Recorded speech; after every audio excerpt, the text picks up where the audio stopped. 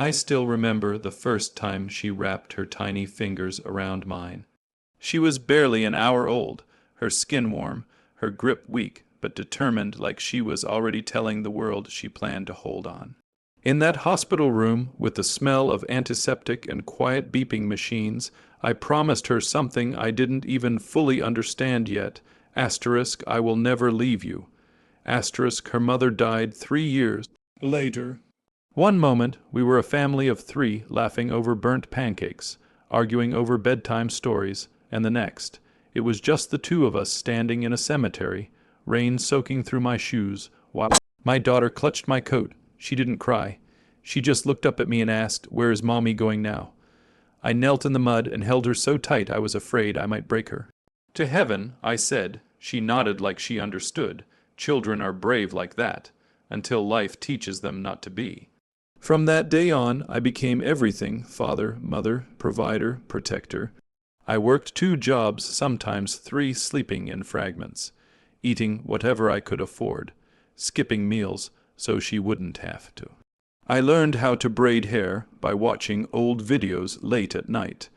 I sat through school plays, half-ass, leap, but clapping louder than anyone else. I stitched her scraped knees, read her stories, stayed awake during fevers whispering. Asterisk, please don't take her too. Asterisk, she was my whole world. And for a long time, I thought I was hers too. But time changes people, slowly, quietly, like erosion. When she turned 18, she met him. Polished shoes, expensive watch, family money written all over his smile. He shook my hand like it was a formality, not a greeting.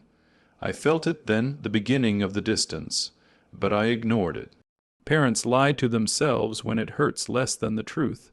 She stopped calling as much, then she stopped visiting. Then she stopped explaining. Her wedding invitation came late and felt rushed, like an obligation she hoped I'd quietly decline. I went anyway, wearing a suit I'd owned for 15 years. I sat in the back while her new in-laws filled the front rows laughing, confident, important. During the reception, her mother-in-law asked me what I used asterisk to do for work. Past tense, like my life had already ended. My daughter didn't notice. After she married, the silence became official. Birthdays passed without replies. Holidays became empty dates on the calendar.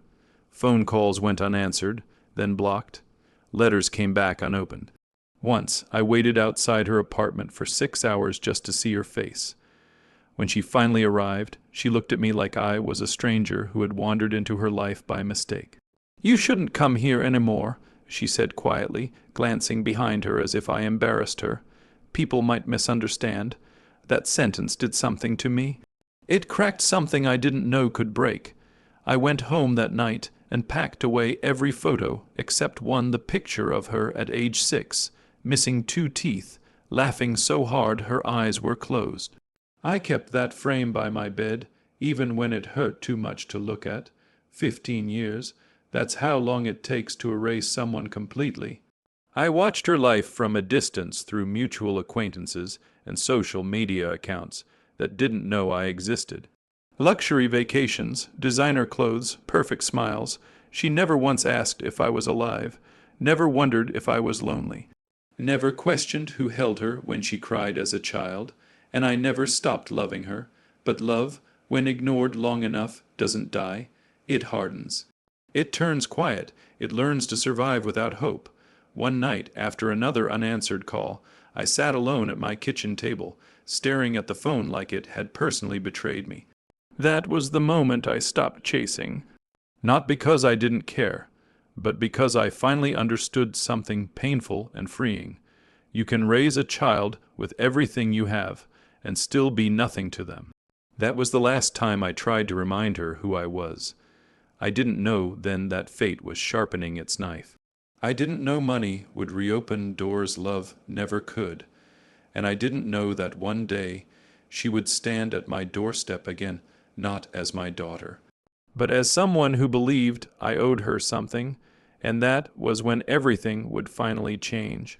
When you spend years being ignored, you eventually stop hearing the echo of your own voice. The house grew quiet after I gave up trying. No ringing phone, no hopeful pauses, no excuses made for someone else's absence. At first, the silence was unbearable. It pressed against my chest at night, heavy and suffocating, but slowly it became honest. I wasn't waiting anymore. The day I accepted that my daughter might never come back was the day I began living again. Not loudly, not dramatically, but deliberately. I sold the old house filled with memories that only hurt now. Every wall whispered her name, every corner held a ghost. Letting it go felt like betrayal at first, but grief teaches you that survival sometimes looks like surrender.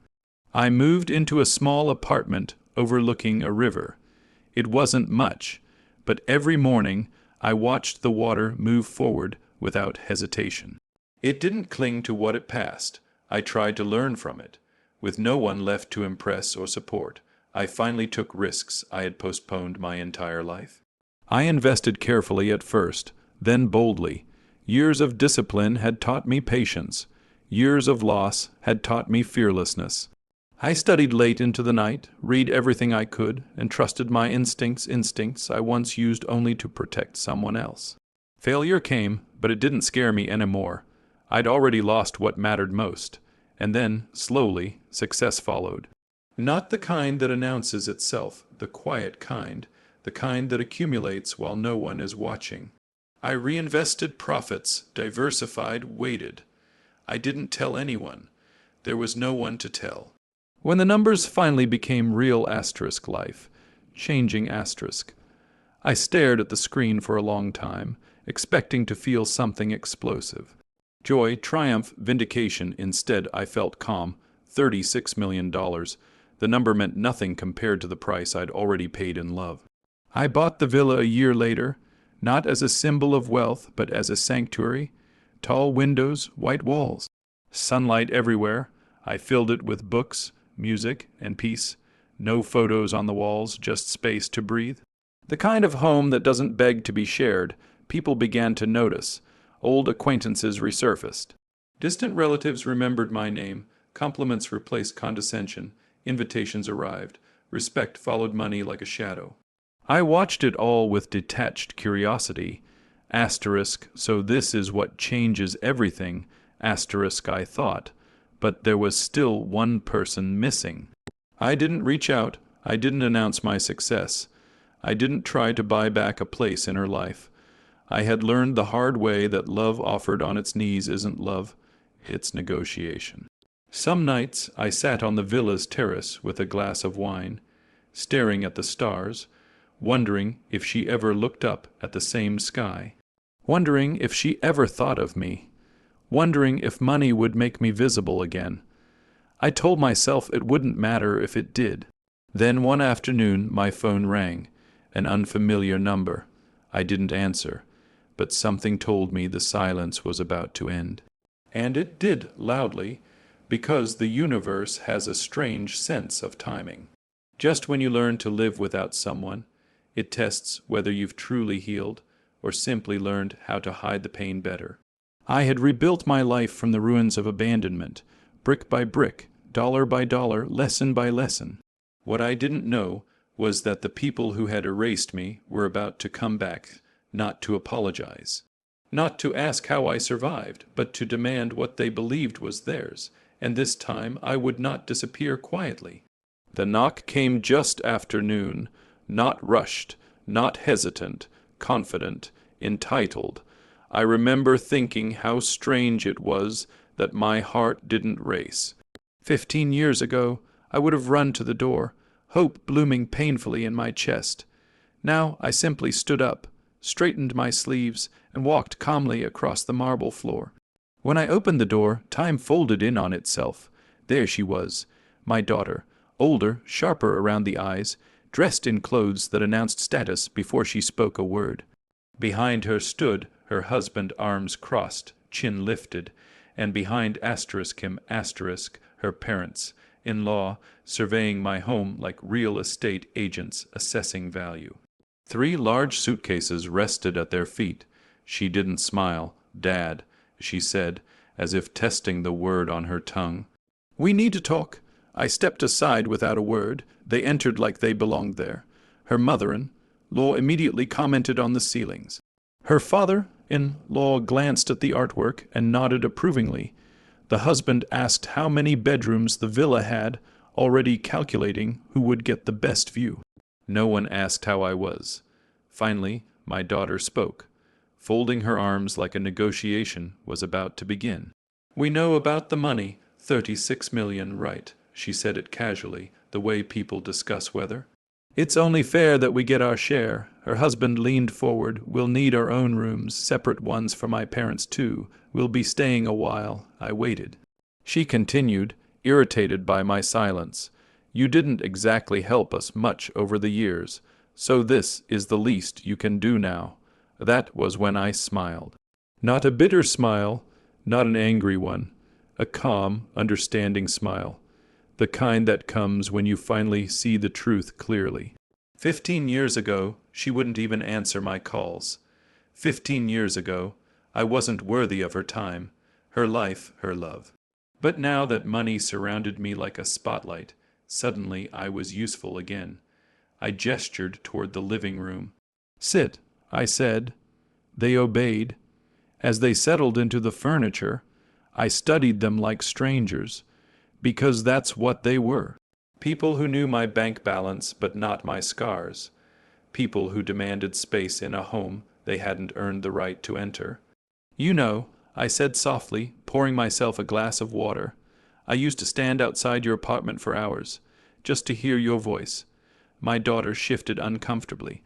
"I missed birthdays, holidays. I watched my life pass without you in it." I continued, "Do you know how many nights I wondered if I'd failed as a father?" Her husband scoffed. "That's emotional blackmail." I looked at him, truly looked at him. "You married my daughter," I said calmly. "But you don't know what love costs." Her mother-in-law cleared her throat. "This isn't about the past. This is about family assets, family." The word tasted strange in my mouth. My daughter finally raised her voice. "Stop acting like a victim. You're rich now. Be grateful. You owe me." That sentence sealed everything. I nodded slowly. "You're right," I said. "I owe you something." Relief flashed across her face. Satisfaction followed. They leaned back, already victorious. That's when I stood up. "I owe you the truth," I continued. "And I owe myself the courage I should have had a long time ago." I walked to my desk and retrieved a folder. Thick, organized, prepared, I placed it on the table between us. Inside were copies of returned letters. Phone records, birthday cards never opened, legal documents, trust agreements, wills, evidence, this villa, I said, was built for peace, not for people who only show up when there's something to take.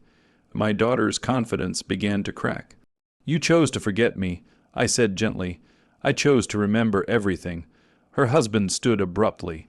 "This is ridiculous. We'll take legal action." I smiled again. "You're welcome to try," I said, "but before you do, you should finish reading." Silence swallowed the room as they flipped through the pages, and for the first time since they arrived, fear replaced entitlement in their eyes. Because they were beginning to understand something far more terrifying than rejection. They had misjudged the man I had become. And the door they walked through so confidently was about to close forever. They read in silence, pages turned slowly at first, confusion wrinkling brows, impatience tightening lips. Then the room changed, the air thickened, shoulders stiffened. My daughter's fingers trembled as she reached the final document. She looked up at me, eyes wide. What is this?" "A mirror," I said softly. "Something you've avoided for 15 years. The folder held more than memories. It held truth documented, undeniable and devastating, every ignored call, every returned letter marked asterisk, recipient unknown asterisk. Every birthday card unopened. I had kept them all, not out of bitterness, but because some part of me believed I would need proof one day. Proof that love had been offered and rejected, but the last pages were the ones that broke them, legal documents. Trust papers, a finalized will. I set aside money for you. I continued calmly. Every year, even when you pretended I didn't exist. I believed one day you might come back not for the money, but for me." Her lips parted. "Then where is it?" I smiled. "I donated it." Her husband exploded from the couch. "You can't do that." "I already did." I replied. "Scholarships, orphanages, single parent homes, children who still answer when their parents call." My daughter stood frozen, her face draining of color. "You gave away my inheritance." I met her gaze steadily. "You gave up being my daughter long before I gave away the money." Her mother-in-law began shouting about rights and lawsuits. Her father-in-law demanded compensation. I let them finish. I'd spent years being silent. I could afford patience now. When they were done, I spoke one last time. "This villa is not yours. My life is not yours, and I am no longer the man who waits at closed doors." I walked to the front door and opened it. The sound echoed. "I arranged transportation for you." I added, "Your suitcases will be brought down." My daughter's voice cracked. "Dad, please." That word, *dad, 15 years too late. I didn't raise my voice. I didn't insult her. I didn't need to. My calm was the punishment. "I loved you without conditions," I said, "but access to my life is a privilege, not a birthright." Tears spilled down her face now, real and unguarded. For a moment I saw the child she used to be, but regret doesn't rewrite history. They left without another word. The door closed gently behind them. I stood there for a long time, hand resting on the handle, feeling something unfamiliar bloom in my chest, not anger, not triumph.